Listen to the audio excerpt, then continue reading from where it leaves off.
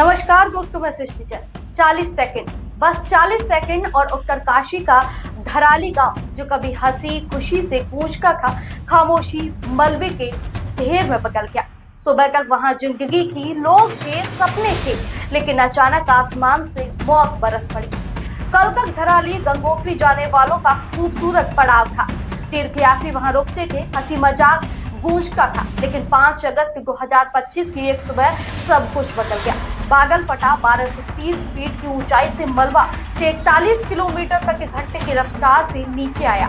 घर, दुकानें, होटल, गाड़ियां, सब कुछ तिनके की तरह बह गया। लोग भागना चाहते थे, चीख रहे थे, लेकिन मलबे ने सबको खामोश कर दिया। सरकारी आंकड़े बताते हैं कि 4 लोगों की मौत हुई है, लेकिन तस्वीरें चीख चीख कर कह रही हैं कि नुकसान इससे कहीं गुना ज्यादा है। लगभग 200 से 300 लोग उस वक्त वहां मौजूद थे।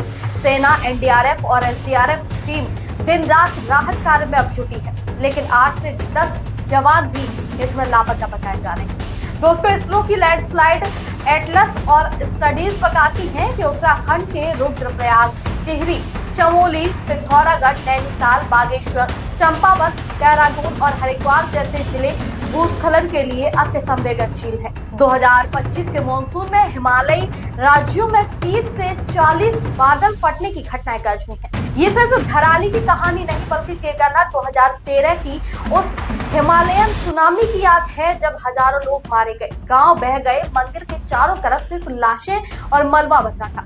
12 साल बाद भी हमने क्या सीखा? हमने जंगल काटे, नदियों को रोका, पहाड़ों को खोदा और विकास के नाम पर अपनी कब्र तैयार की। धराली की चीख है, हमें चेतावनी दे रही है।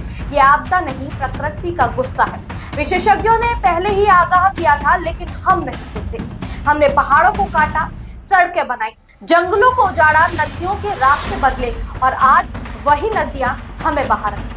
अगर अब भी नहीं सुधरे तो 40 सेकंड की ये तबाही सिर्फ 4 सेकंड में भी बदल सकती है, और तब शायद कोई नहीं बचेगा।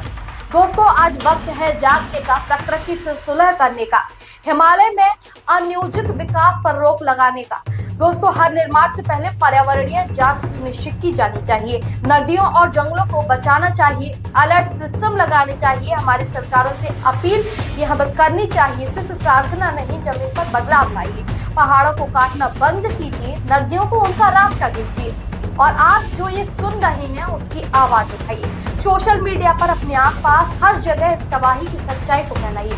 प्रकृति को बचाने की मुहिम का हिस्सा बनिए। धराली की सड़कों पर अब तीर्थयात्री नहीं है दोस्तों, सिर्फ सन्नाटा पसरा हुआ है। जो लोग वहां थे, उनके परिवार आज आंसुओं में डूबे हैं। हम ईश्वर से प्रार्थना करते हैं कि मृतकों की आत्मा को शांति मिले और उनके परिवारों को हिम्मत। लेकिन प्रार्थना के साथ साथ हमें अब कदम उठाने की भी आज जरूरत है, क्योंकि अगर हम अब नहीं चेते तो अगली क्रांति बस कुछ कदम दूर है। दोस्तों, सवाल यह है कि क्या हम प्रकृति को बचाएंगे या सिर्फ मलबे और मौत का इंतजार करेंगे? फैसला आपका है। धराली की क्रांति सिर्फ एक हादसा नहीं है, एक चेतावनी है। आइए इसे सुने, समझें और प्रकृति के साथ संतुलन बनाएं। दोस्तों, वीडियो अच्छा लगा हो तो हमारे चैनल को लाइक, शेयर और सब्सक्राइब करना न भूलें। नमस्कार।